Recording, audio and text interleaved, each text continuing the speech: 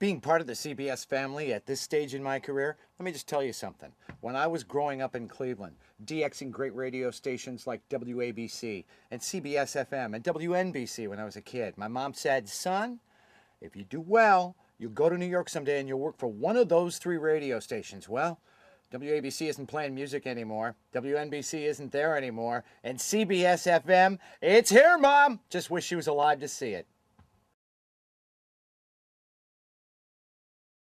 Well, satellite radio and real radio is immensely different. Real radio can make a lot of moves quickly. It's live. A lot of satellite radio is not live. It's voice tracked perhaps even a week ahead of time. So what you're hearing on a satellite radio station isn't necessarily even live or close to live. Secondly, nothing like local live radio can put you right up to date not only with the funniest thing that went on TV last night, but the biggest traffic jam in town 5 miles ahead of you. The immediacy that comes with real live radio can't be duplicated, never will be.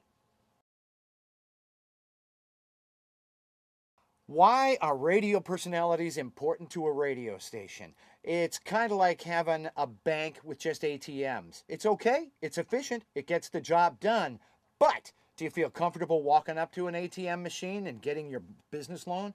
No. When it comes to real entertainment, when it comes to real companionship, when it comes to everything you really tune into a radio for, it needs a disc jockey. Maybe even a cocky disc jockey like Broadway Bill Lee. That's what we're here for, to entertain and to inform.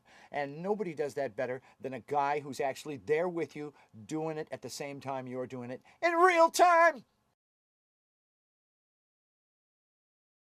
In the afternoons, what kind of music am I going to spend? Well, it's going to be stuff from the 60s, 70s, and 80s. Now, this is a bit of an update for CBS. I mean, a lot of British Invasion, a lot of Beach Boys, obviously a lot of Beatles, a lot of Doors, a lot of great rock and roll that happened in the 60s is all going to be right here on CBS-FM.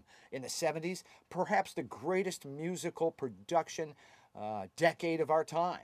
Everything came to an art form in the 70s, whether it was the Eagles or dance music or soul or disco. Everything hit its production peak in the 1970s. We're going to spend a lot of time living in the 70s. And who doesn't love the 80s at this point in time? It's just full of everything from funny hair to great rock to a highly distinctive 80s sound that we want to capture and hold on to. So that's what you'll be hearing on my show on CBS-FM.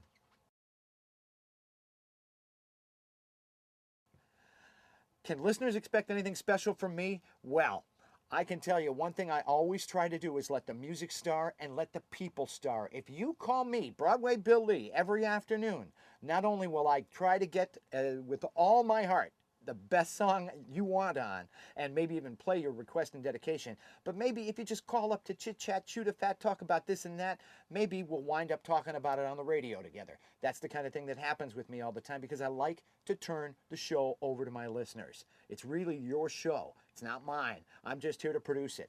Also, we're planning to do a little Broadway on Broadway, something that's been immensely successful over the years for me. Every time a new Broadway show comes out, I want to take a bunch of listeners, and we're all going to see a new Broadway show. It's Broadway on Broadway from CBS-FM.